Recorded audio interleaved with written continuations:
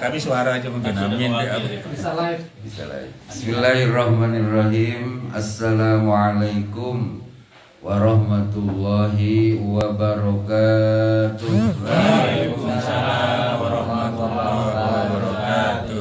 Alhamdulillahirabbil alamin.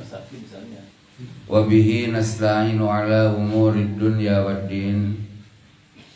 Wassalatu wassalamu ala sayyidil mursalin Sayyidina wa syafi'ina Muhammadi wa ala alihi wa ashabihi wa tabi'in. Amma ba'du. Allahumma agnina bil ilmi wa zayyinna bil hilmi wa akrimna bit taqwa wa jammilna bil afiyah. Yang saya muliakan para hujjaj, bapak-bapak haji dan ibu hajjah semuanya, wabil khusus sahibul bait, Pak Haji beserta keluarga. Pertama-tama mari kita memuji Allah Subhanahu wa Ta'ala dengan bersama-sama mengucapkan Alhamdulillahirabbil alamin.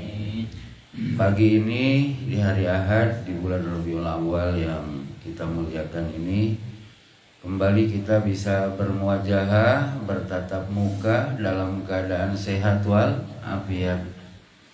Bahkan kalau Bapak melihat di hadapan Bapak luar biasa Pak Haji. Belum saja sampai kita dah nampak makanan dulu lah.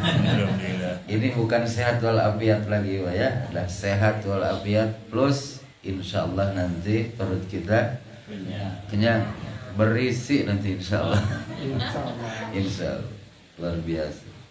Mudah-mudahan Allah mengganti dengan yang lebih baik Pak Haji ya. Amin ya rabbal alamin. Selanjutnya hadirin yang mulia, mari kita bersolawat bersalam untuk kekasih Allah, memberi syafaat bagi kita nanti di hari akhir. Barokah Rasulullah SAW kita hari ini bersaudara. Barokah Rasulullah SAW kita hari ini saling menyayangi. Ya, itulah kenapa kemudian kita di bulan ini memperbanyak mengingat Rasulullah Sallallahu Alaihi Wasallam.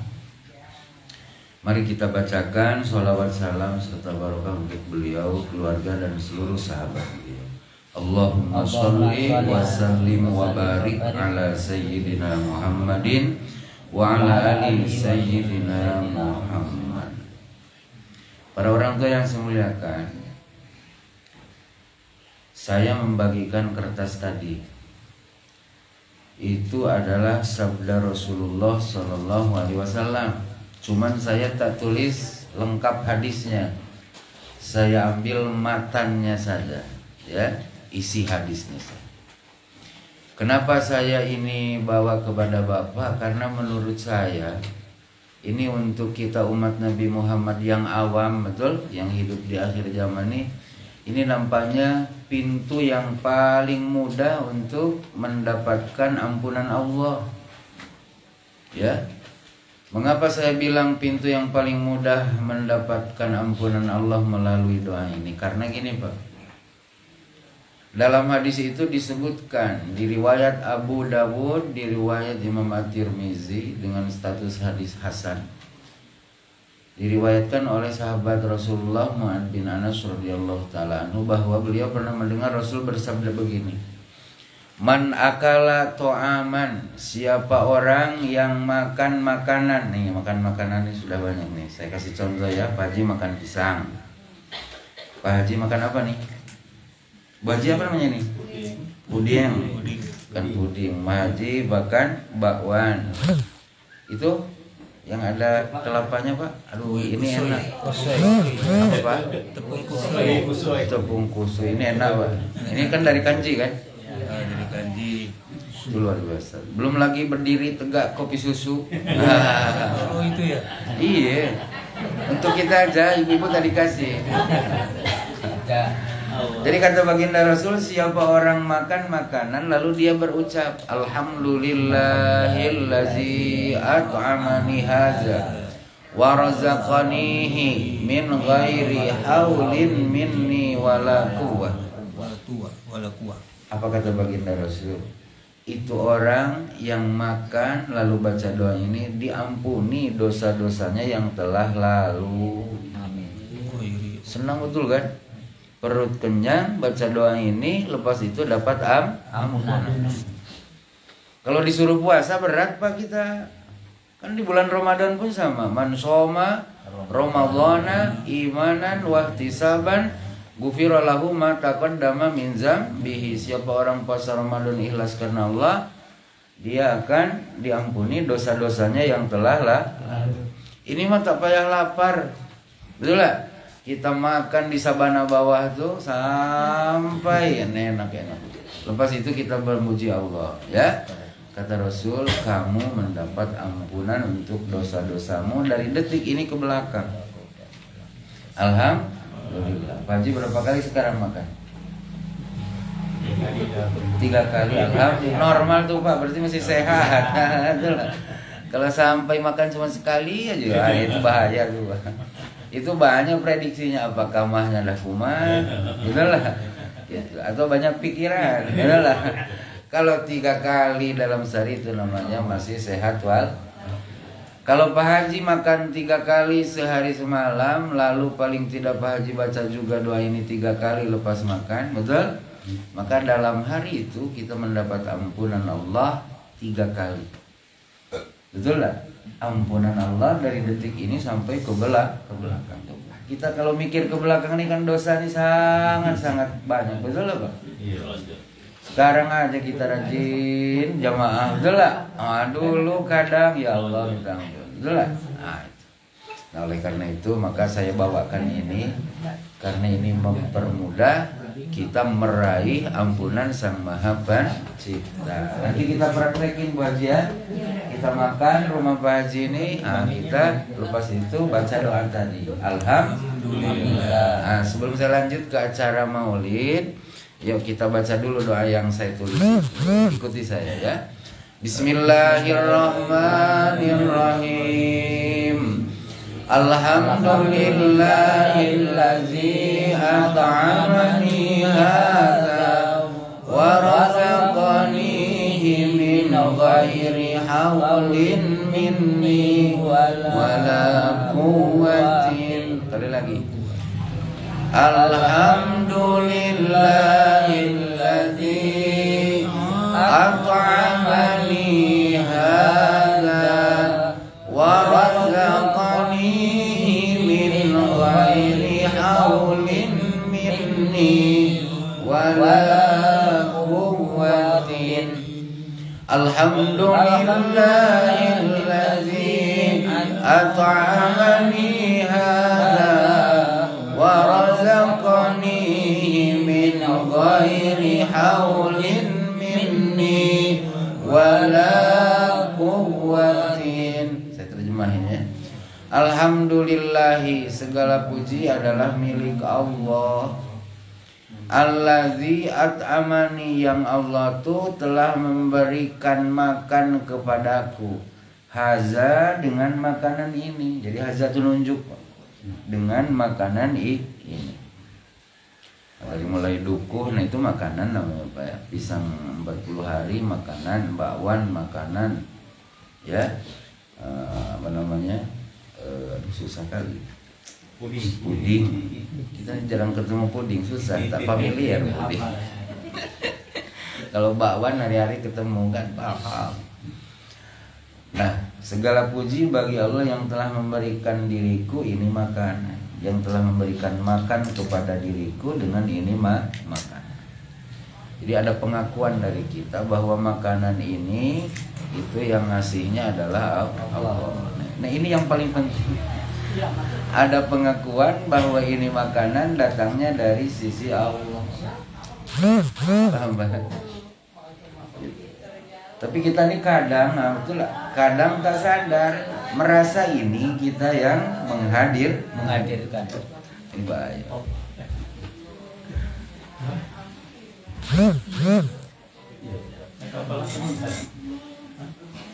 Apa jadi? Itu yang esensinya itu. Jadi memuji Allah karena ada kesadaran makanan semua ini datang dari sisinya. Sehingga kita ngaku yang ngasih makan ini bukanlah emak, bukanlah anak, bukanlah diri, melainkan Allah. Warazaqonihi dan dan Allah telah merezekikan ini makanan kepadaku. Rezeki itu Pak, ini kan dah tersaji di hadapan kita kan. Belum tentu jadi rezeki kita nih, betul lah. Belum tentu jadi rezeki Pak Haji, belum tentu jadi rezeki Pak Haji. Apa itu rezeki? Rezeki ini puding nih masuk ke dalam perut dulu baru rezeki. Paham Mbak?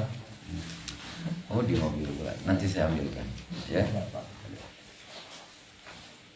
Kalau sudah masuk ke sini baru jadi rezeki. Pak Haji beli berapa ratus ini puding kan? Belum tentu jadi rezeki Pak Haji semua. Betul lah.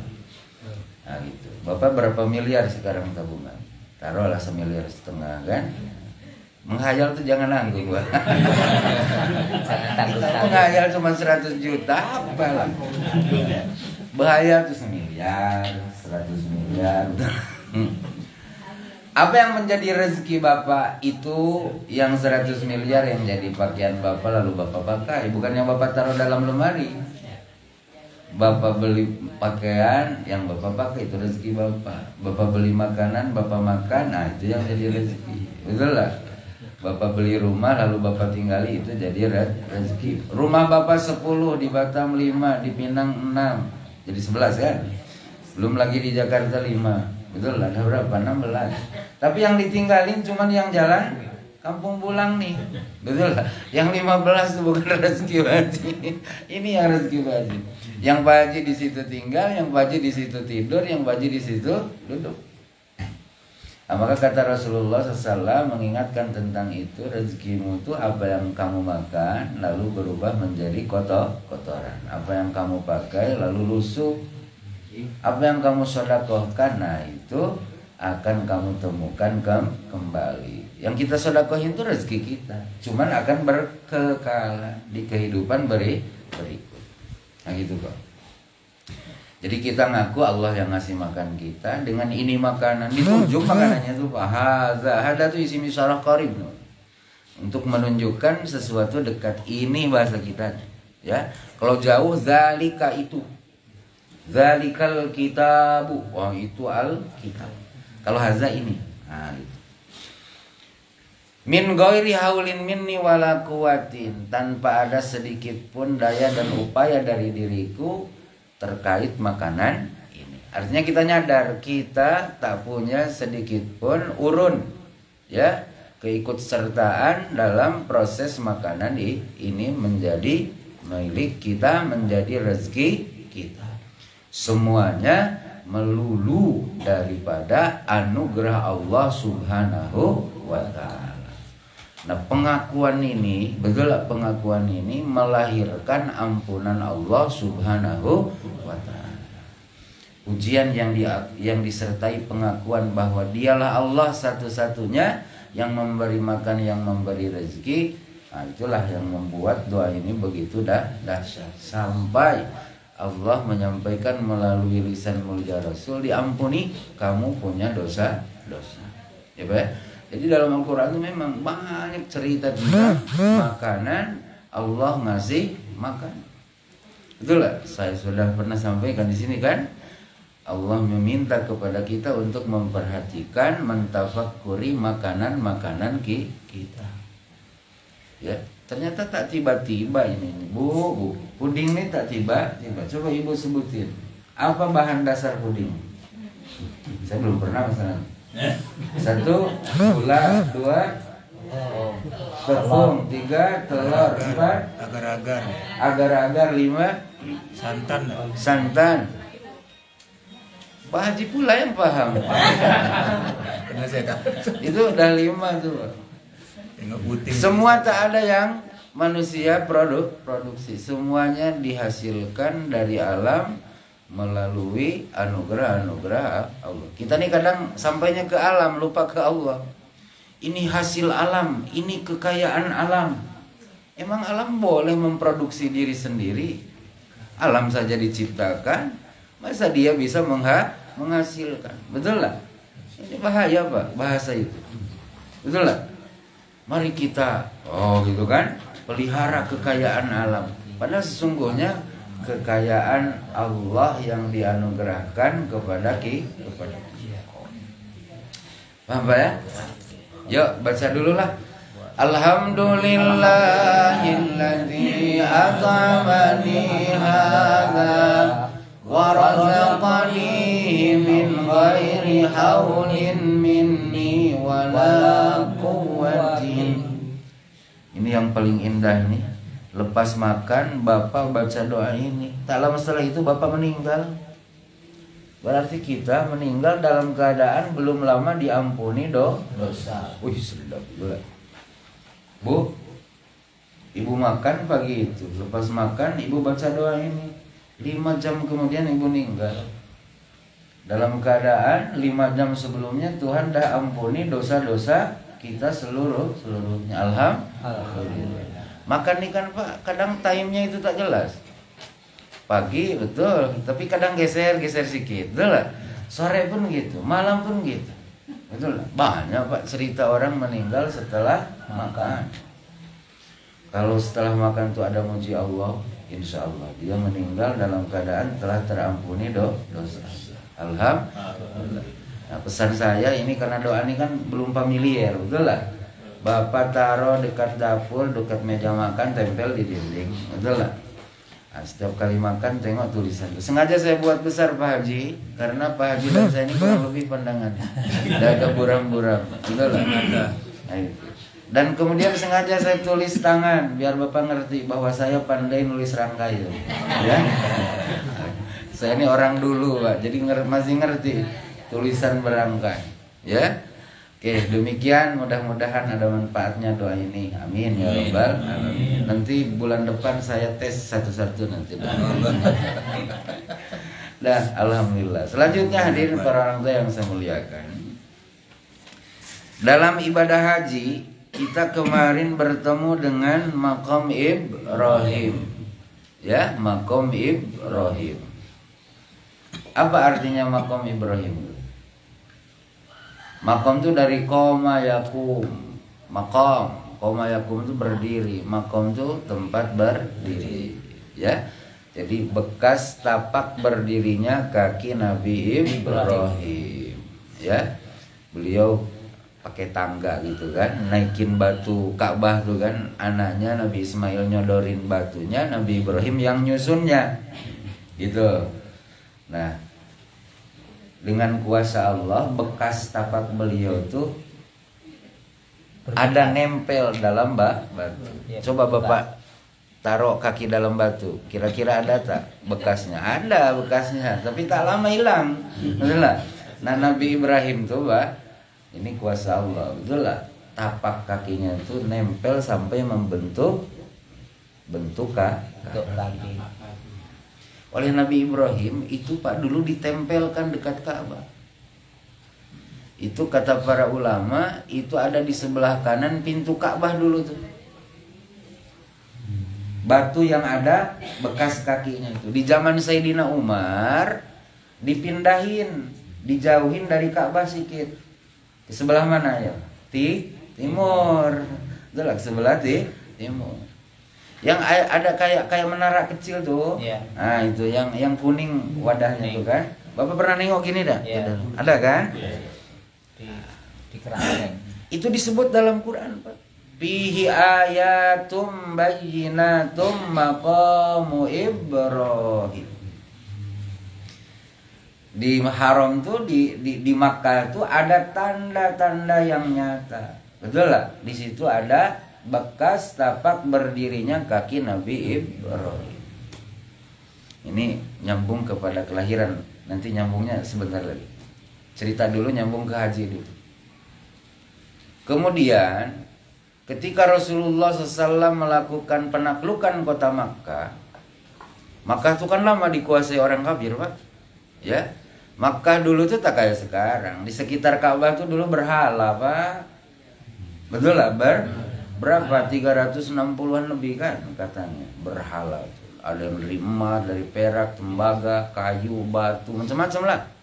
Ada yang dari makanan, berjejer di situ. Setelah maka ditaklukkan, dihancurkan semua. Betul lah.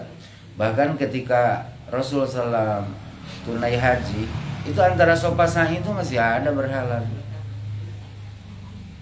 Sofa marwah yang kita pergi sa'i itu, di sofa ada berhala namanya Isap. Di marwah ada berhala namanya Nailah. Jadi dua sejoli nih, Mak. Cinta mati gitu. Ya, cinta mati. Maka sahabat-sahabat Rasul yang berhaji itu agak keberatan untuk melakukan ibadah sa'i di situ. Kenapa? Mereka ingat dulu di sini ada berhala nih. Sini ada berhala nih. Maka kan ada ayat waktu kita naik apa nama? Naik sofa marwah itu kan? Apa ya? Bapak masih ingat gak? Inna sofa wal marwata min syairillah. Lanjut. Faman hajjal baita aw i'tamara fala junaha alaihi ayyat tawwafa bihima. Sesungguhnya Safa dan Marwah itu adalah bagian dari syiar-syiar Allah. Siapa orang mau bertawaf di situ, maksudnya sa'i, tak ada dosa bagi dia. Kan lucu, tak ada dosa bagi dia. Padahal hukumnya rukun, tapi Allah menyebut tak ada dosa. Ah, itu terkait dengan anggapan sahabat. Karena dulu di situ pernah berdiri, di sofa ada berhala Isap, di Marwah ada berhala Nailah. Tak apa, lanjut aja. Itu kan cerita kalian dulu. Sekarang kan kalian sudah asyhadu an la ilaha illallah wa asyhadu anna muhammadar rasulullah. Artinya apa, Pak? Kebaikan tuh kalau dulu pernah ada bekas-bekas di situ, jangan dihancurin semua. Hancurkan aja kebatilannya. Bekasnya, tempatnya pakai lagi ibadah. Paham, Pak ya? Jadi ibadah itu jangan terhalang karena di situ ada keburukan. Paham, Pak ya? Nah, para ulama ada yang memahami makom Ibrahim tuh apa hikmah yang lainnya selain itu tadi yang telah saya sebut. Ternyata, Pak, Islam ini rangkaian dari seluruh agama yang ada sebelumnya. Nah gitu, Pak.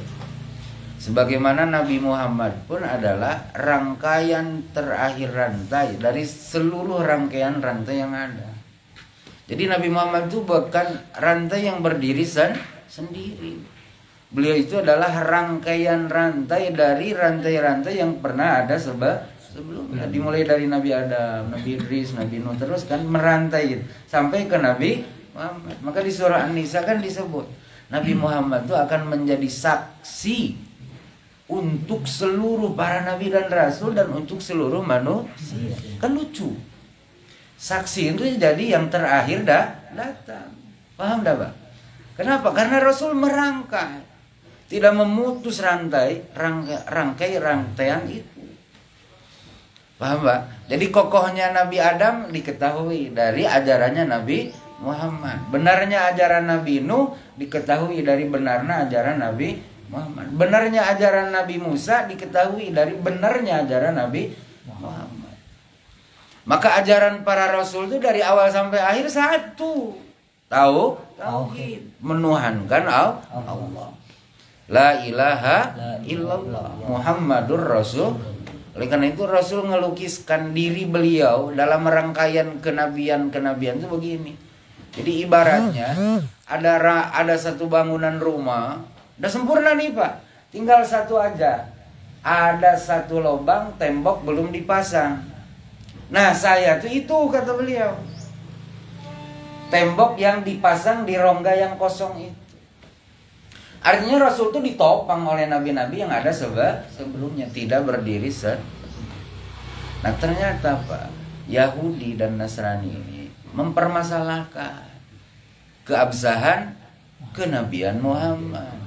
Coba Bapak pikir, dari mulai Nabi Yakub, itu Nabi Yusuf, terus Nabi Musa, Nabi Harun, terus yang diceritakan Quran sampai Nabi Isa itu keturunan Bani Israel, keturunan anak-anaknya Nabi Yakub.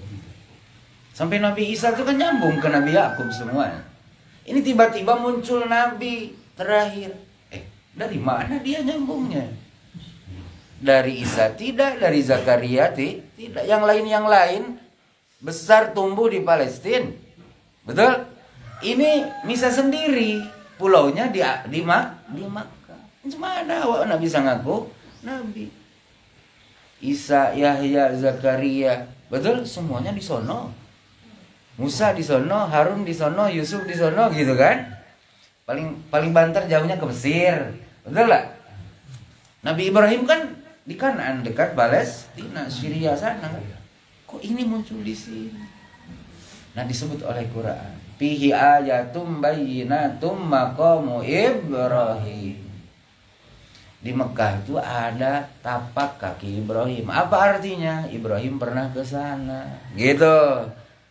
Bagaimana nyambungnya Bani Israel ke Ibrahim? Yakub tuh punya bapak namanya Ishak. Ishak tuh nama bapak, punya bapak namanya Ibrahim. Oh, berarti Muhammad tuh ke Ibrahim juga nyambungnya.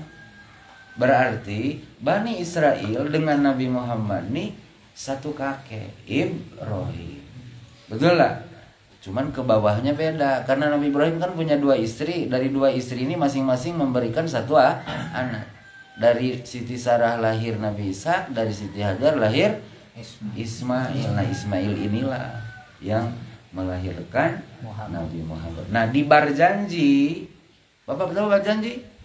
Diba yang sering kita baca kalau Maulidan, itu diurai tentang silsilah keturunan Nabi Muhammad. Disebutkan sampai Adnan, kemudian Laraib sampai kepada Nabi Ibrahim. Penting nih Pak, mengerti susunan Nabi Muhammad. Coba Bapak hafal gak sampai Adnan? Muhammad, ya. Sekarang tak susah Bu, buka aja Google, betul lah, Google. Bu tengok, Muhammad tuh merangkai ke Abdullah ke Abdul Muttalib, ke Hashim, ke Abdi Manaf, terus sampai Adnan, terus ke sana sampai Nabi Ibrahim. Ini penting Pak, biar jelas gitu kan, biar jelas. Jadi memperingati Maulid itu memperhatikan kelahiran Rasul, terus silsilah keturunan beliau sampai Nabi Ibrahim. Jadi yang terhantam sebenarnya dengan peringatan Maulid ini Yahudi. Karena mereka merasa kenabian itu miliknya Bani Israel, anak turunan ya. Betul lah. Nah, Maulid ini kita ngasih tahu dengan mereka, Nabi yang terakhir tuh sampai kepada Ibrahim, kakeknya ya. Paham Pak? Nah, gitu. Jadi kita bermaulid ria nih, bukan kita niru sunnah Abu Jahal, Abu Lahab. Kan ada orang juga yang ngehantem orang yang kayak kita senang maulid nih. Itu kan sunnahnya Abu Lahab gitu. Betul lah? Ada Pak? Sedih juga kita, betul lah. Tapi yang ngomong tuh saudara seiman kita loh. Sudah syahadat bahwa tidak ada Tuhan selain Allah, bahwa Muhammad utusannya. Kita tak boleh mencaci mereka Pak. Karena sunnah Rasul, mukmin dengan mukmin ini tak boleh saling caci. Apalagi dikatakan binatang, betul lah. Apalagi dikatanya kita kafir, nauzubillahi min dzalik. Betul lah. Nanti akan saya jelaskan. Mukmin itu siapa? Versi Rasul, bukan versi umat Rasulullah ya. Versi Rasulullah. Senang aja dibilang mukmin. Nanti di depan, belum sampai ya materinya kita. Paham Pak ya?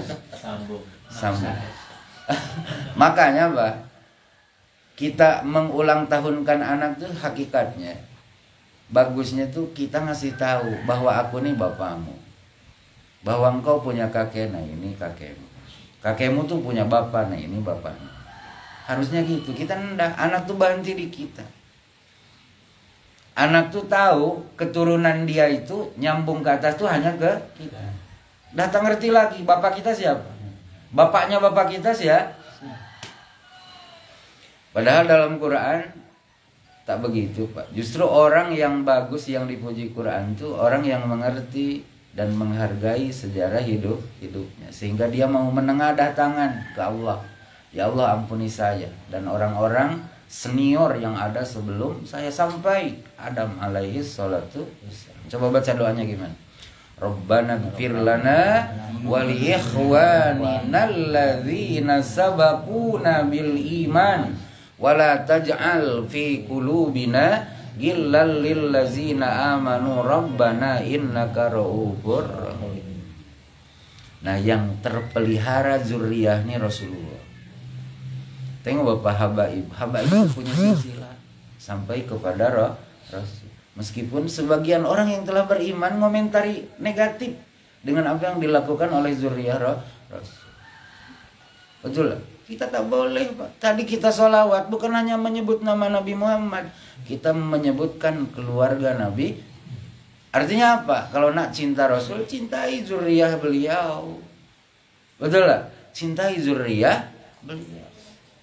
Kalau awak menyangkal itu zuriyahnya, buktikan bahwa awak yakin itu bukan zuriyah Rasul. Jangan koar-koar dari jauh. Dosa toh. Paham Pak? Dosa. Oleh karena itu, kalau Bapak tak bisa memuji zuriyah Rasulullah, jangan mencaci, jangan memaki. Eloknya memuji. Kalau tak bisa memuji karena Bapak tak kenal, jangan memaki, jangan membenci. Ini ajaran loh. Rasulullah itu sebelum wafat amanahkan 2 hal. Pertama, Quran. Tolong gigit dengan gigi gerahammu, jangan sampai lepas. Maksudnya bukan gigit Quran gitu, bukan. Kinayah daripada kita harus berpegang teguh. Kayak buaya. Biar manjangan tuh tak lepas, digigitnya kan pakai gigi ininya, bukan pakai yang depan, pakai geraham. Kalau buaya dah gigit sampai di sini, gini, udah tak bisa lepas. Tapi kalau masih di sini kita masih bisa gerak-gerakan kaki. Yang kedua apa yang dititipkan beliau? Itrati, keluargaku. Keluargaku. Siapa yang ditinggalkan Rasul? Keluarganya waktu beliau wafat. 1 orang saja, Sayyidah Fatimah Az-Zahra. Dengan 2 putra beliau, Sayyidina Hasan wa Sayyidina Husain. Nah, dari 2 zuriyah inilah lahir keturunan Rasulullah. Ya, orang Indonesia bilang habaib. Ya, habaib. Kita harus hormat Pak dengan habaib. Karena itu zuriyahnya Rasul. Paham Pak ya? Apa saya bukan tidak berafiliasi dengan partai apapun ya, dengan ormas apapun. Tidak. Ini ajaran tok. Ya, ajaran tok. Terlepas habaib itu ada di partai apa, di ormas apa, itu terserah Bapak. Nah, ikut ke ormas ini, ke ormas mana, tak ada masalah saya. Nah, partai mana? Saya sampaikan ajarannya bahwa habaib itu harus dihormati. Kalau kebijakan cakap beliau tidak sesuai dengan nurani Bapak, Bapak jangan membenci. Itu aja. Jangan membenci, jangan menghina, jangan memaki. Kalau tidak bisa memuji. Kan Rasul pun kan tidak menyuruh kita mengikuti mereka kan. Cuman nitip. Paham Pak ya? Nitip. Kita kan punya para ulama yang telah memberikan bimbingan kepada kita bahwa zuriyah Rasul harus dihormati. Awas Pak, menghormati zuriyah Rasulullah itu bagian dari agama. Betul lah. Maka kita dalam sholat apa cakap? Allahumma sholli ala Sayyidina Muhammadin wa ala ali Sayyidina Muhammad. Tersebut keluarga beliau, Nabi Ibrahim dan keluarga. Paham Pak ya? Oke. Nah, ternyata hadirin para orang tua yang saya muliakan, Nabi Muhammad nih tersambung dengan Bani Israel dari kakek Bani Israel, yaitu Nabi Ibrahim. Nabi Ibrahim itu memang betul Pak, diakui oleh seluruh agama samawi. Nasrani yang sekarang ngaku Abraham itu orang baik. Yahudi ngaku Abraham itu orang baik. Sampai di Quran disebutkan klaim Yahudi dan Nasrani. Kata orang Nasrani, Ibrahim itu kana Nasranian. Kata orang Yahudi, Ibrahim itu kana Yahudian. Kata orang Nasrani, Ibrahim itu pengikutnya Isa. Kan gitu, beragama kan Nasrani. Kata Yahudi itu kan turunan daripada Nabi siapa? Nabi Yakub juga kan? Pemegang Toret. Ibrahim tuh Yahudi. Kata Quran, "Cemana kalian nih punya otak?" Ibrahim itu kakeknya Yakub. Yahudi Nasrani itu lahir setelah Yakub. Macam mana Ibrahim beragama Yahudi? Haha, gitu kan bantahannya. Artinya akal kamu luruskan. Kemudian Quran meluruskan tentang Ibrahim. Maka na Ibrahimu Yahudiyan wala Nasraniyan walakin kana hanifan musliman wa ma kana minal musyrikin. Ibrahim itu bukan Yahudi, bukan Nasrani. Di sini tak ada Yahudi kan? Sekitar kita kan. Takut tersinggung pula. Tidak ada Yahudi ada? Di sini? Oke. Yahudi. Ibrahim itu bukan Yahudi, bukan Nasrani.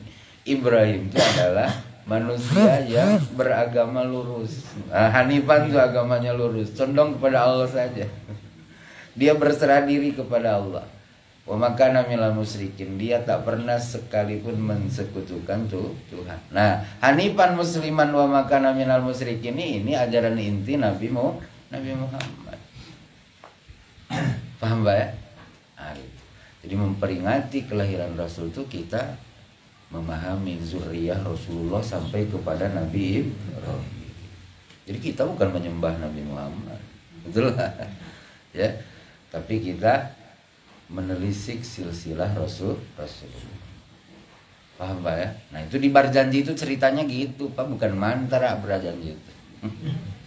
Disebutkan akhlaknya, disebutkan silsilahnya, disebutkan perilaku Rasul dengan istrinya, betul?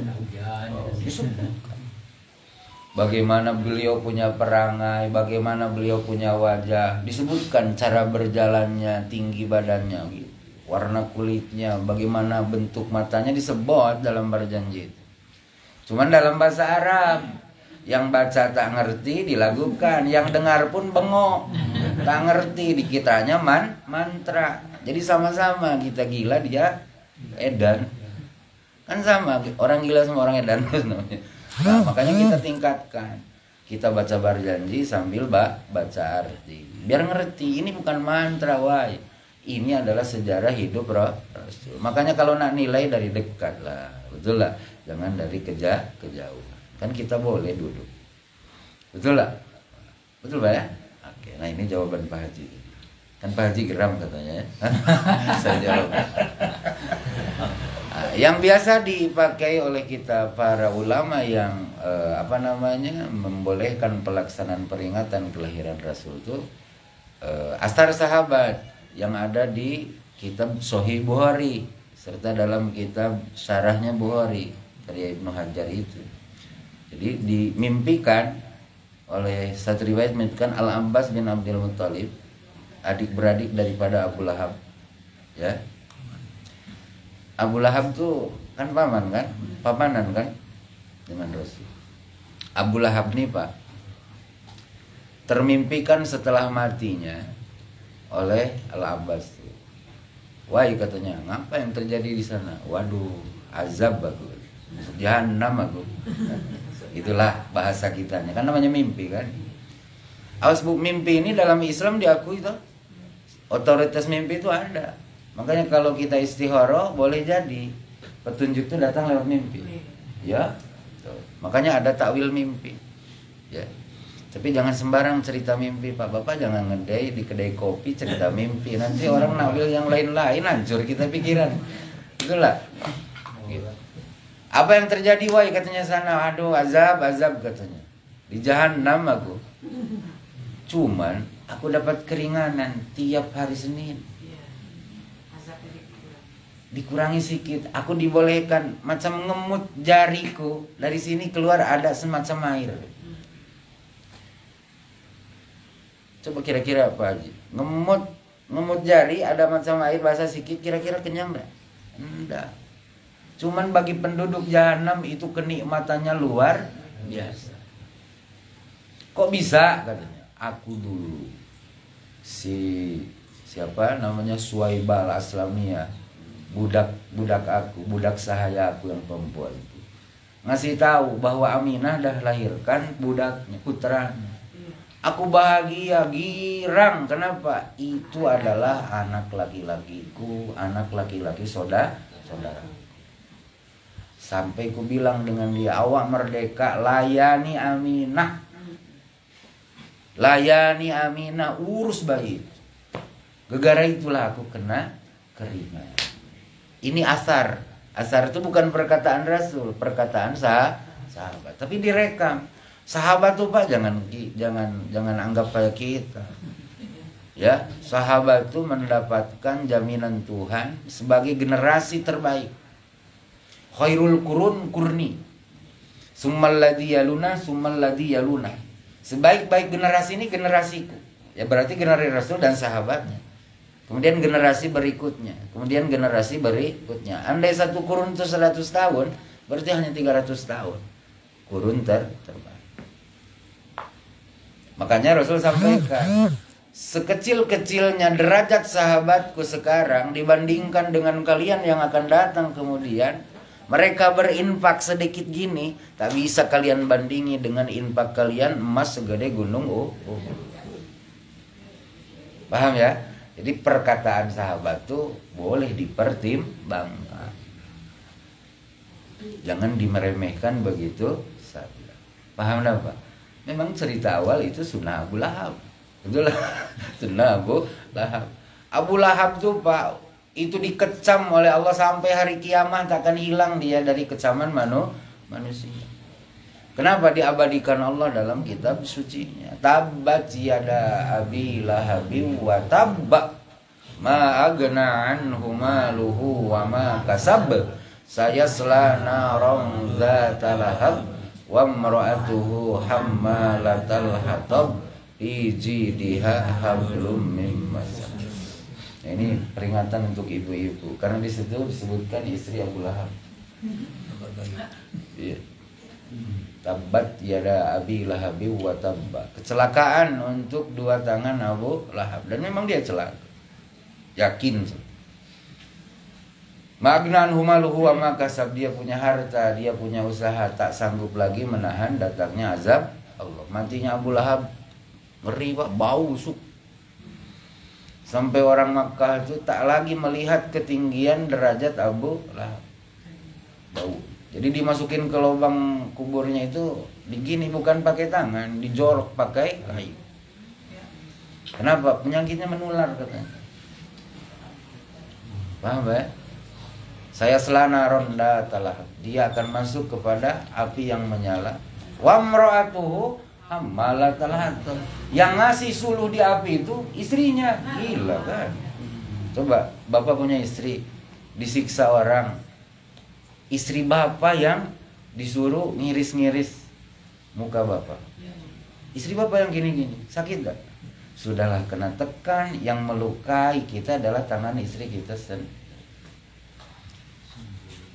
Oh itu Pak, saking apanya, siksa beratnya Allah kepada Abu Lahab. Tapi dalam mimpi Al-Abbas tuh diringankan Tuhan. Setiap hari meskipun saudara kita yang lain yang tak menyenangi peringatan ini, bukan gitu maknanya katanya. Ya sudahlah, berarti kita beda sudut pandang. Tapi Bapak jangan menghina, memaki mereka. Ya, biar saja.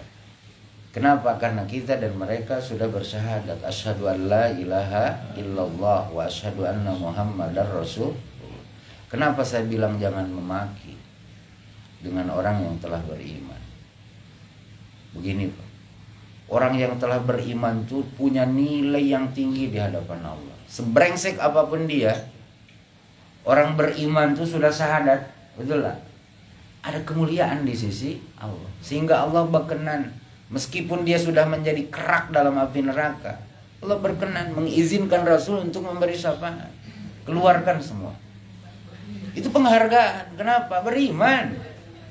Cuman brengsek. Nah gitulah. Brengsek itu apa ya, bahasa Pasik kalau bahasa Arab. Cuman tak terdengar. Kalau pakai bahasa Arabnya Pasik kan masih macam gimana gitu. Tapi kalau dibilang brengsek kan tak enak kuping kita kan. Nah gitu maksud saya. Bukan nak kasar. Ya.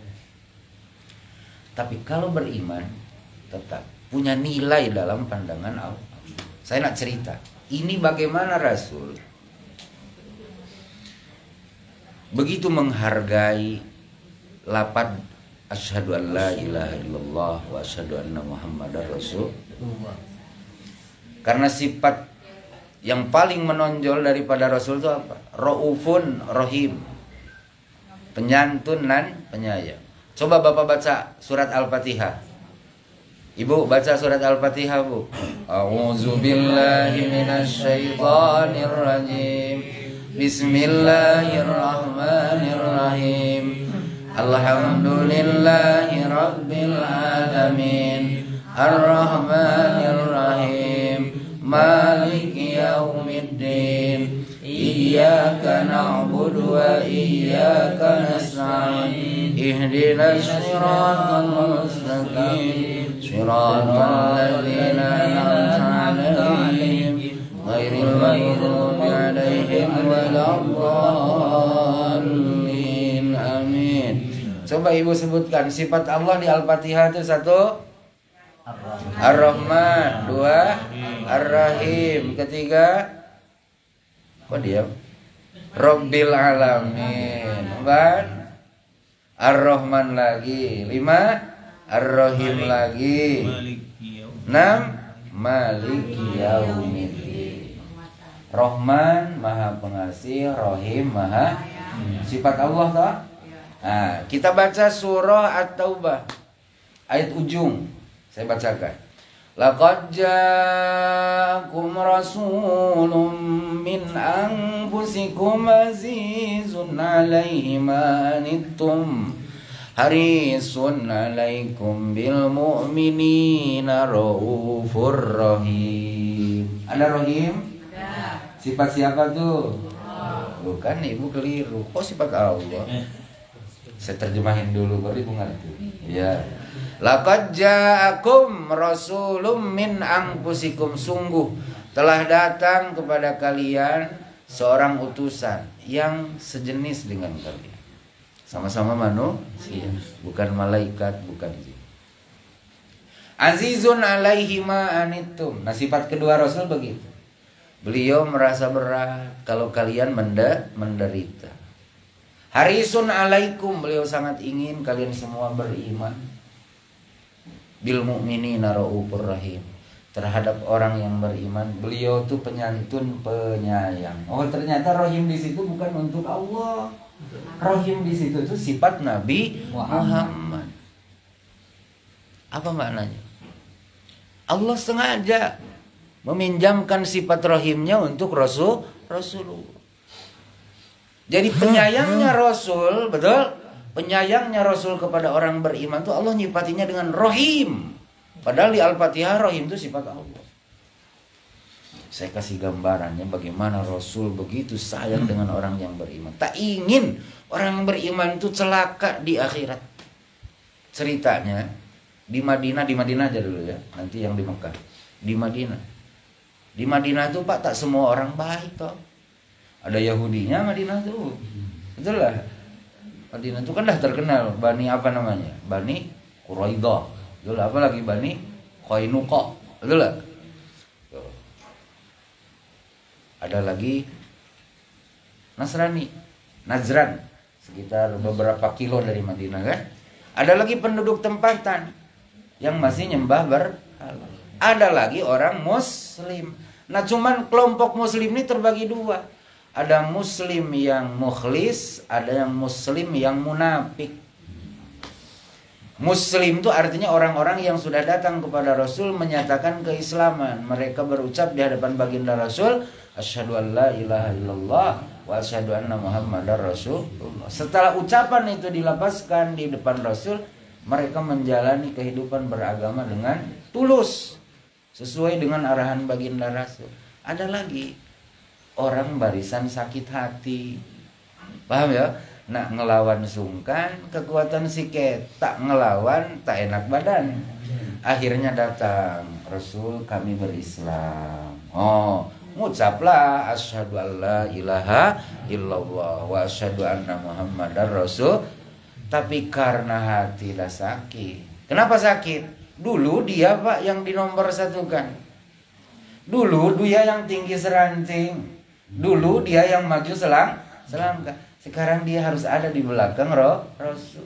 Sekarang dia harus ada di bawah komando Rasul. Itu tak hilang dari hatinya. Apa yang terjadi? Syahadat diucapkan, tetapi di belakang mereka menikam, menggunting dalam lipatan. Musuh dalam mana musuh dalam selimut? Ini yang sini musuh selimutnya. Kalau kita musuh selimut kita ini. Guyon apa? Tak lah, saya aja Bu Haji musuh bapak. Bu Haji itu kekasih bapak, pembantu, pendorong, penopang, penyupport. Betul lah. Kita mengabdi kepada Allah ya istri bapak lah. Nah ini munafik tuh gitu. Diabadikan dalam Quran kisah yang tragis apa? Di perang Uhud, Rasul kan membawa 1000 tentara. Berangkatlah dari kota menuju Uhud kan? Tetapi yang sampai ke medan perang hanya 700. Yang 300 kemana? Habis diprovokasi oleh munafik, muslim munafik itu. Siapa tokoh sentralnya? Ini Bapak harus tahu. Bukan untuk ditiru ya. Abdullah bin Ubay bin Salul. Ayo kata Abdullah bin Ubay bin Salul. Nama cakep Abdullah. Betul lah namanya. Bapaknya Ubay, kakeknya Salul. Jadi janganlah dikasih nama Salul anak tuh. Karena nyambungnya ke munafik itu. Abdullah bin Ubay bin Salul. Ini tokoh sentral munafik Madinah. Ceritanya mati. Abdullah mati dia. Anaknya datang. Anaknya itu Abdullah juga namanya. Tapi itu sahabat luar biasa. Taat. Bahkan bapaknya pun diancam-ancam dia. Awas lah kalau sampai melukai Rasulullah. Namanya anak pak. Bapak mati ala kulli hal tetap saya. Tahu kelaku bapaknya. Menjadi perbincangan publik kan dalam keburukan. Datang menghadap Rasul. Ya Rasulullah, bapak saya ini meninggal. Berkenan Rasul memberikan baju yang Rasul pakai untuk kain kafan bapak saya. Dibuka pak. Dibuka baju beliau, diberikan ke siapa? Ke anak Abdullah bin Ubay. Nih bawa, pakaikan untuk kain kafan bapak.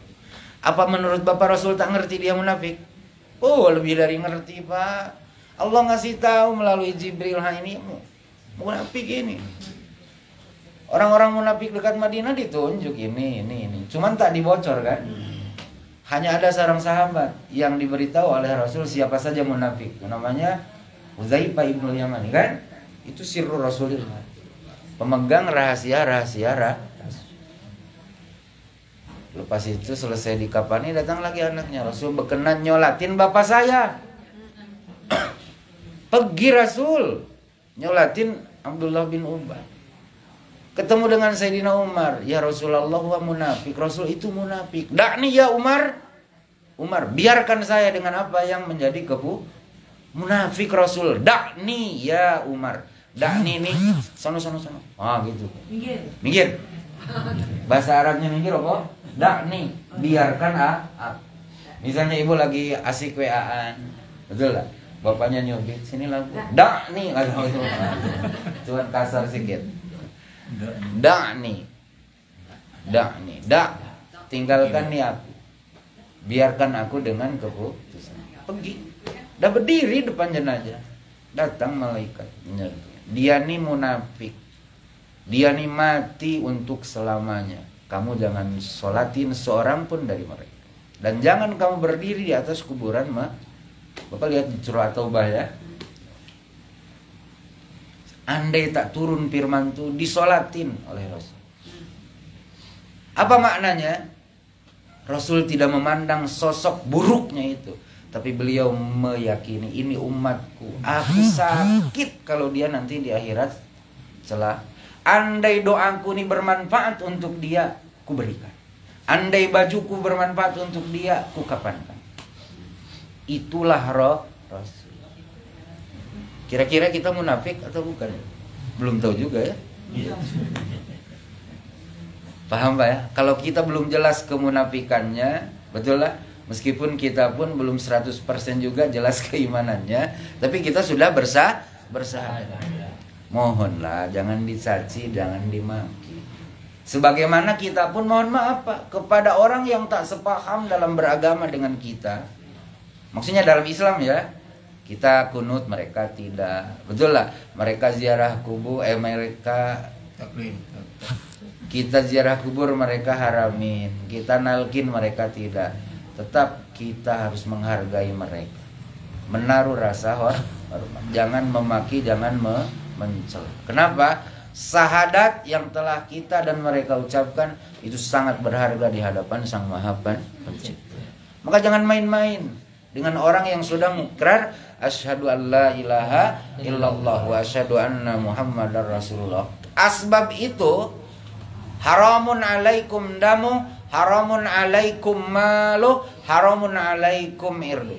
Asbab syahadat sudah diucapkan, haram kita mengusik darah mereka, haram kita mengganggu harta mereka, haram kita mengusik kehormatan mereka. Ngeri Pak. Ada kejadian Pak. Bapak lihat di surah An-Nisa lah ya. Tafsir, Bapak boleh baca tafsir Ibnu Katsir. Tafsir Ibnu Katsir itu Bapak sudah bisa dibaca di Google. Tafsir Ibnu Katsir online, Bapak buka. Sambil duduk baca itu. Bapak nanti lihat dari ayat 90 sampai 95 lah ya. Baca tafsir.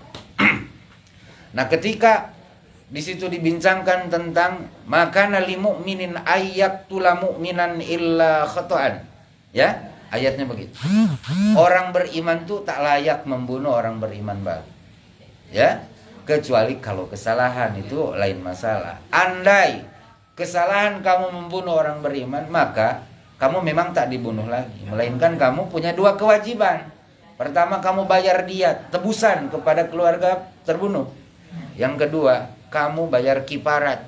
Apa kifaratnya? Itqu raqabatin mu'minah, memerdekakan hamba sahaya mukminah. Jadi ceritanya zaman Rasulullah ada sahabat yang beliau ini terjerumus ke dalam hal tadi, membunuh secara kesalahan. Berarti harus melakukan dua hal, menebus dan membayar kifarat, memerdekakan hamba sahaya yang mukminah. Nah, nebusnya sudah, ngiparatnya ini belum. Kenapa? Belum jelas si budak sahaya ini mukmin belum.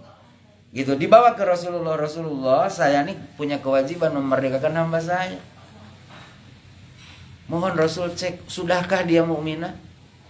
Coba bawa sini, kata Rasul. Bapak lihat, bagaimana ngecek mukminah itu gimana? Seneng aja Rasul tuh, tak susah amat kayak kita. Sini. Nah, saya tanya Tuhanmu siapa? Allah. Di lain riwayat, Allah di mana? Di langit. Aku siapa? Utusan Allah. Kata Rasul, merdekakan mukmin deh. Merdekakan dia mukmin. Mudah Pak Rasul menyebutmu mukmin. Sudah ngucap asyhadu alla ilaha illallah, berarti Tuhannya Allah. Wa asyhadu anna muhammadar rasulullah, berarti aku utusan Allah. Mukmin, mukminah, kata Rasul. Merdekakan, cukup syarat. Paham Pak? Makanya Bapak kalau orang sudah nampak ngucap itu, bapak ibu bapaknya juga sama kita pergi haji, betul lah. Cuman anaknya agak bengal sedikit. Ya, tak kayak mamanya kawan kita itu. Paham enggak? Selama Bapak belum dengar dia pindah agama, hukumi mukmin. Hukumi mukmin. Jangan gampang ngapir-ngapirkan orang beriman. Rasul ancam, kalau awak dengan mudah ngafirin orang beriman, dua pilihannya. Kalau kekafiran itu tak ada dalam pandangan Allah, maka kekafiran yang awak tuduhin itu balik ke awak sendiri. Maka cari selamat. Jangan mudah ngapir-ngapirkan orang.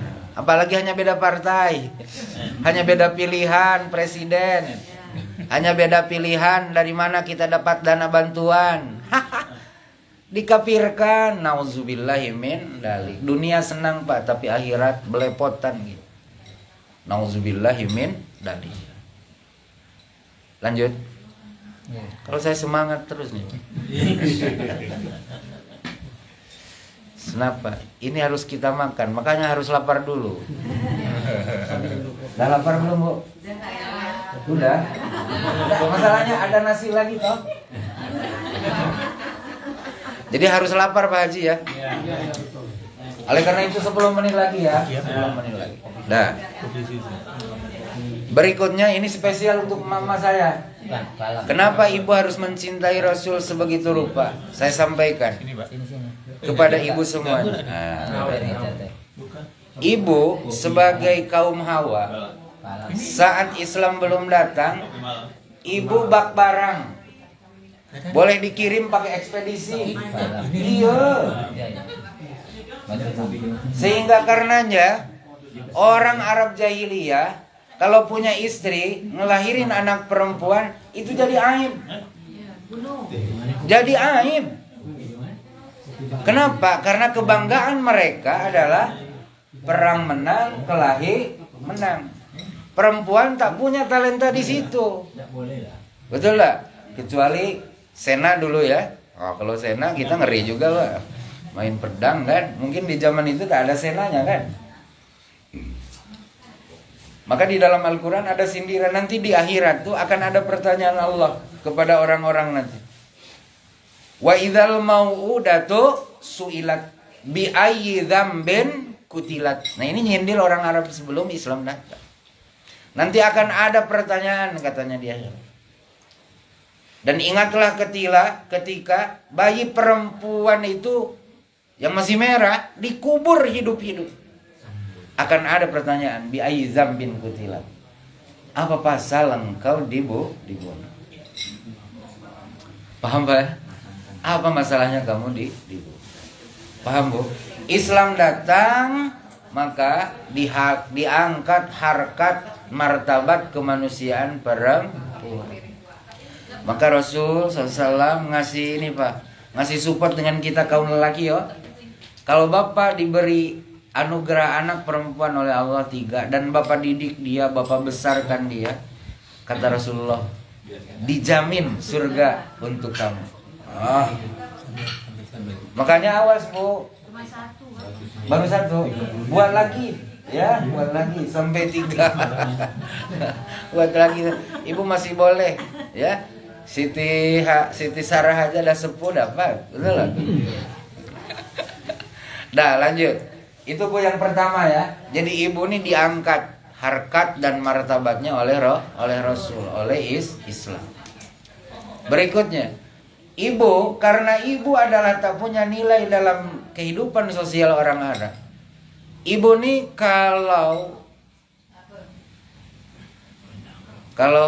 kalau ditinggal mati boleh diwariskan. Suami ibu meninggal diwariskan, bisa diambil sama anak terbesar ibu, dijadikan pasangan hidup. Kan gila. Di mana akal siap? Boro-boro mendapat warisan. Ibu malah jadi barang warisan. Mau? Nauzubillah min dzalik. Betul lah. Islam datang tak nanggung-nanggung. Perempuan istri kita tuh itu diberikan porsi luar biasa. Kalau Bapak punya istri, Bapak duluan meninggal, istri Bapak dapat berapa bagian andai Bapak punya anak? Bu, coba. Ibu punya suami. Suami ibu meninggal. Suami ibu punya anak 5. Ibu dapat berapa? Betul dah. 1/8. Kalau suami ibu tak punya anak berapa? Bukan ibu yang tak punya anaknya, suami ibu tak punya anak, baru 1/4. Ingatnya ya, kalau abang tak punya anak 1/4, kalau abang punya anak 1/8, jangan minta lebih. Itu paroidnya, betul lah. Sekarang kalau kita punya anak perempuan 1, bapak sebagai bapaknya meninggal, anak perempuan bapak yang seorang itu dapat berapa? Halo. Ulang-ulang ya. Ibu bersuami nih. Suami ibu meninggal. Dia punya anak perempuan satu-satunya. Berapa dia punya bagian? 1/2 dari harta bapaknya. 1/2 itu 1/2. Ya 50%. Iya. Luar biasa. Dulu diwariskan. Dianggap tai kucing perempuan itu keberadaan. Nauzubillah min. Makanya saya bilang ibu harus berterima kasih banyak dengan Rasul. Cintai Rasul. Kenapa? Beliaulah yang angkat harkat martabat. Kalau anak ibu perempuan semuanya 3, bapaknya meninggal, ayo berapa anak perempuan bapak yang 3 orang dapat bagian warisannya? Ayo, 2/3 harta. 2/3 harta. 2/3 itu berapa? 75% jatuh ke anak perempuan. Kan perubahannya itu drastis, spektakuler. Dari semula tadi anggap apa-apa, ini dianggap apa-apa dengan saham paling luar biasa. Makanya Bapak, yang disebutkan bagian-bagiannya dalam Quran, kebanyakannya itu perempuan. Betul lah. Kalau laki-laki disebutnya itu penerima asobah, tadi disebut bagiannya. Tapi perempuan disebutkan ibu 1/6 atau 1/3. Betul lah. Istri 1/4 atau 1/8. Anak perempuan setengah kalau 1, 2/3 kalau lebih dari 1. Disebut. Kenapa? Allah hendak memberantas pemahaman keliru masyarakat jahiliyah. Kalau angkanya sudah disebut tak boleh dirubah. Oke Bu ya. Cuman satu keberatan ibu-ibu dengan Nabi Muhammad nih, istrinya lebih dari 1. Pengen tahu dak di mana letak ibu salah menilai Rasul? Karena ibu menyamakan Rasul dengan suami ibu. Rasul itu kayak suamiku, seneng perempuan. Ini kelirunya. Maka ibu tak suka dengan perbuatan Rasul. Padahal keliru. Suami ibu memang jelalatan. Betul gak? Nengok paha, mohon maaf, salah bawa Honda. Betul gak? Bawa mobil, pegang setir, ada amoy depan kan? Kemana-mana belok. Apa Rasul macam itu? Tidak. Mohon maaf, maka motivasi berpoligami Rasul lain dengan motivasi berpoligami suami ibu. Jadi kebencian ibu Rasul beristri lebih dari 1 itu karena ibu salah menganalogikan, salah mengkiaskan, salah buat perbandingan. Rasul itu semua istri-istri yang dinikahinya itu adalah atas petunjuk Allah. Betul lah? Atas petunjuk Allah. Satu-satunya istri Rasulullah yang masih muda hanya Sayyidah Aisyah. Itu pun dinikahi dalam masih keadaan belum dewasa betul. Tapi hikmah dari semua itu apa? Ternyata hukum-hukum agama yang terkait dengan kaum perempuan direkamnya ini oleh istri yang ini. Yang muda. Pertama cerdas, kedua ingatannya panjang, ketiga analisanya tajam. Paham ya? Oh itu maka Sayyidah Aisyah ini agak istimewa dari istri yang lain. Rasulullah kan wafat di usia 63 tahun. Kalau Rasul menikahinya di akhir perjalanan hidup beliau, siapa yang nak merekam kehidupan Rasulullah di awal Madinah? Paham Pak? Itu yang menyampaikan gambar Sayyidah Aisyah itu siapa? Jibril. Nah ini petunjuk dari Allah yang harus dinikahi. Ada juga yang dinikahi itu untuk menjelaskan hukum. Contoh mengenai anak angkat. Rasul kan punya anak angkat, Zaid namanya. Betul? Beliau punya istri namanya Zainab. Allah sampaikan ini kesalahpahaman orang Arab waktu itu. Anak angkat itu sama dengan anak kandung, sama dengan anak yang darah. Allah jelaskan mereka tuh bukan darah dagingmu, mereka tuh hanya saudara dalam seiman. Paham enggak? Maka jangan kamu akui dia anak kandung. Sehingga karenanya mantan istri anak angkat itu halal kamu nikahi karena tak ada hubungan darah dengan dia. Nah dipraktekkan oleh Rasul setelah Zaid menceraikan Zainab istrinya, Allah memerintahkan kepada Rasul untuk menikahinya. Karena saking begitu mendarah dagingnya tradisi adopsi itu, maka penjelasannya itu tak cukup firman, harus ada praktek. Paham Mbak? Nah, ada 2 tuh kan. yang lainnya janda, Bu. Betul lah? Yang lainnya janda. Maka hari ini polkan, Bu, polkan cinta ibu kepada Rasul. Tak ada boleh lagi ganda. Paham, Bu ya? Oke, nanti malu kalau balik ke akhirat, ngapa awak dulu keberatan istriku banyak, kata Rasul kan. Paham, Bu ya? Oke, terakhir. Kita nih pada akhirnya harus mati, Pak. Bapak, saya, ibu harus pada pergi. Dan kita kemudian semuanya akan ngumpul di padang mahsyar. Pak Haji sekarang sepuh, nanti di padang mahsyar Pak Haji tak berpakaian kita. Pak Haji telanjang dari ujung kepala sampai ujung kaki. Zakar kita, alat kelamin kita kembali berkulup. Dalam hadis disebut berkulup. Yang kita potong kemarin itu balik lagi nanti. Sayyidah Aisyah sampai nanya dengan Rasul, malulah kita Rasul. Nampak punya kita Aisyah. Kita hari itu boro-boro mikir orang, mikir diri aja tak selesai. Betul lah? Kenapa? Gemper itu apa? Genting. Huru haranya luar biasa. Panik. Di surah apa itu dikisahkan? Ya ayuhan nasu taqu rabbakum inna zalzalatas saati syai'un adim. Yauma tadhalu kullu murdi'atin amma arda'at wa tad'u kullu dzati hamlin hamlaha wa taran nasa sukara wa ma hum bisukara walakinna azaballahi syadid. Wahai sekalian manusia, takutlah kalian dengan kedatangan satu hari di mana di hari itu ada azab Allah yang sangat luar biasa. Dilukiskan sedikit tentang kegentingan hari itu apa? Andai kita sedang nyusui, lupa dengan bayi kita. Andai kita sedang hamil meskipun baru 2 bulan, keluar keguguran. Orang kita lihat hari itu macam mabuk. Mabuk itu tak jelas apa yang dibuat. Padahal bukan mabuk minuman. Mereka itu sedang berhadapan dengan azab Allah yang luar biasa. Nah, di hari itu yang diberi kuasa untuk memberikan bantuan kepada manusia seluruhnya hanya Nabi Muhammad. Nah, ini yang disebut dengan asy-syafa'atul uzma. Yang kedua, kita akan bertemu dengan kebaikan akhirat beliau apa? Rasul akan mempersilahkan kita untuk minum di haudnya, di telaga Kausar.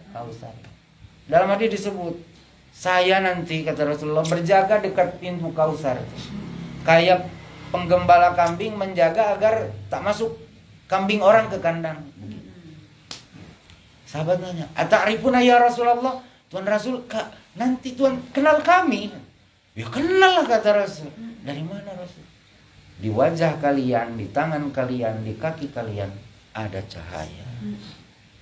Jadi Rasul mengenal kita bukan dari NIK, bukan dari NPWP kita. Rasul mengenal kita dari wajah kita. Di wajah kita nanti ada sinar. Dari mana itu sinar kita hasilkan? Sekarang. Di waktu hidup yang singkat nih, perbanyak wudu.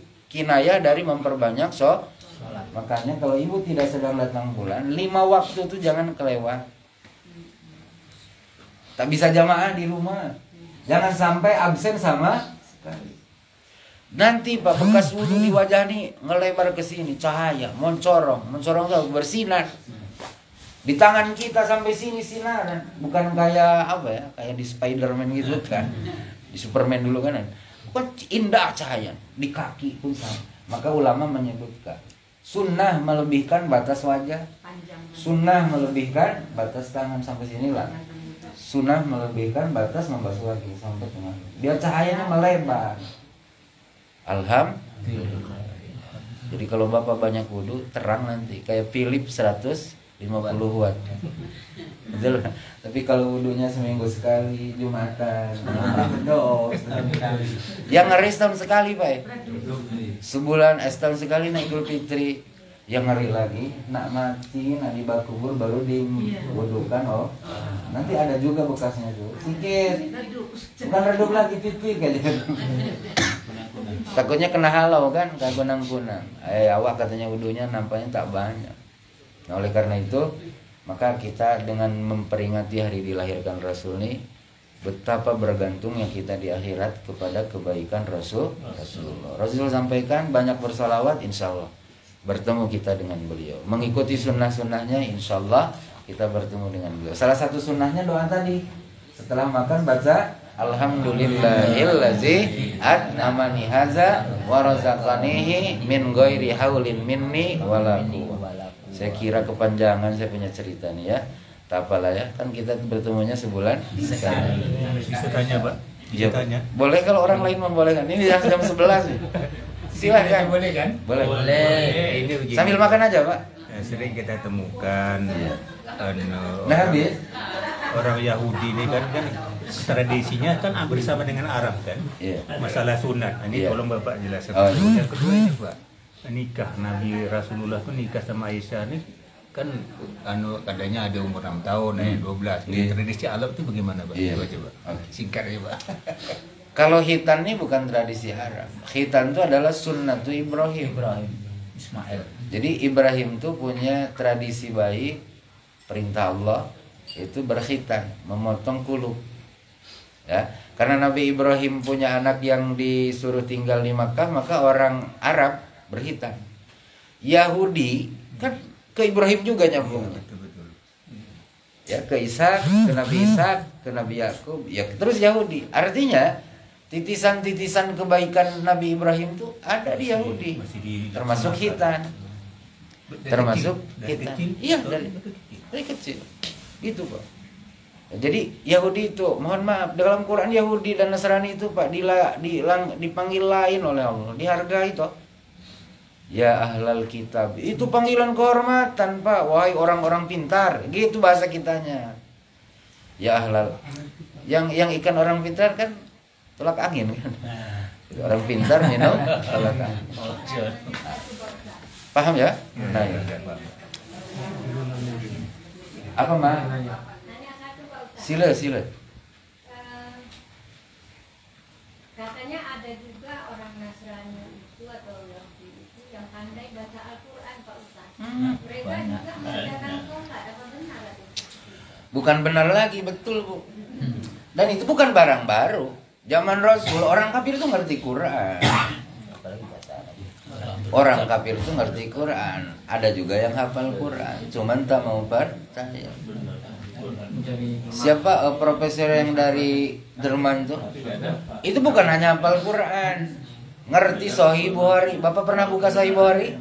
Belum, apalagi ngerti. Betul kan? Snookergroundnya itu kita dibanding dia kecil, Pak. Quran tuh di dalam kepalanya. Ihya Ulumuddin tuh khatam dia. Tapi ternyata ilmu tak mengantarkan kepada iman.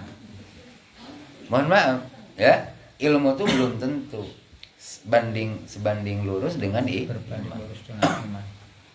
Ada orang makin pintar makin kayak Firaun. Betul lah? Ada orang makin pintar makin kayak Firaun. Seolah-olah dia tuh Tuhan. Akhirnya memponis-ponis, wah ini neraka, nah ini orang ke surga. Ini orang-orang ini ke neraka. Itu kan Firaun namanya. Surga dikiranya punya mbah dia, dikapling-kapling untuk orang neraka. Itu naudzubillah min. Nah, itu artinya kepintaran yang membawa dia kepada ketuhanan. Dia mengaku sebagai Tuhan yang boleh memponis mana yang ke neraka, mana orang yang ke surga. Nauzubillah. Ya, kita jangan. Betul. Itu benar. Ya, maka kita harus malu. Ya, orang kafir kok bisa ngerti. Kita bukan ngerti, baca pun jarang. Saya kira cukup lah ya. Kalau kita cerita panjang lagi tak selesai.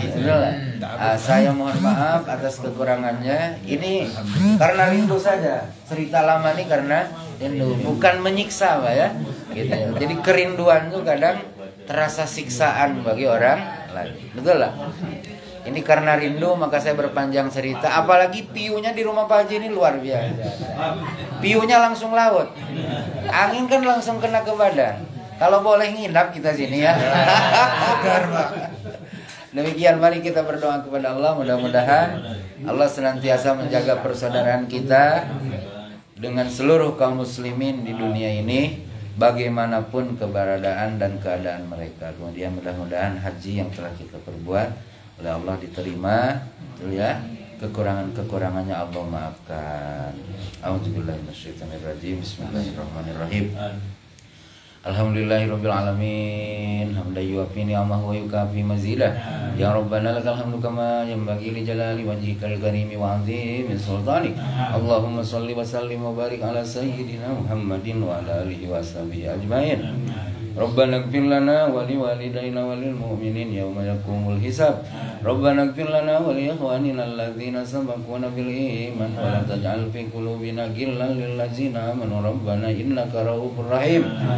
Allahumma arham ummat Muhammadin, Allahumma asli ummat Muhammadin, Allahumma farrij an ummati Muhammad. Allahumma inna nas'aluka min khairi ma sa'alaka bihi 'abduka wa nabiyyuka Muhammadun sallallahu alaihi wasallam wa na'udzu bika min syarri ma sta'adaka minhu 'abduka wa nabiyyuka Muhammadun sallallahu alaihi wasallam. Rabbana atina fid dunya hasanah wa fil akhirati hasanah wa qina azabannar. Sallallahu ala sayyidina Muhammadin wa ala alihi wa sahbihi wa baraka wa sallam. Walhamdulillahi rabbil alamin. Taqabbalallahu minkum. Demikian para orang tua, ibu hajah, bapak hajah semuanya. Pada Sahibul Bait saya mengucapkan terima kasih atas seluruh apa yang Bapak telah sajikan. Semoga Pak Haji dan Bu Haji di sini mendapatkan keluarga yang sakinah, mawaddah, warahmah, dan khususnya juga umumnya untuk kita semua. Wallahul muwaffiq ila aqwamit thariq. Assalamualaikum warahmatullahi wabarakatuh. Waalaikumsalam warahmatullahi wabarakatuh. Subhanallah, Briani. Terima kasih kepada Pak Kiai Haji Kami Fendi yang telah memberikan tausiah kepada kita. Mudah-mudahan dapat kita laksanakan dalam kehidupan sehari-hari. Jadi juga doa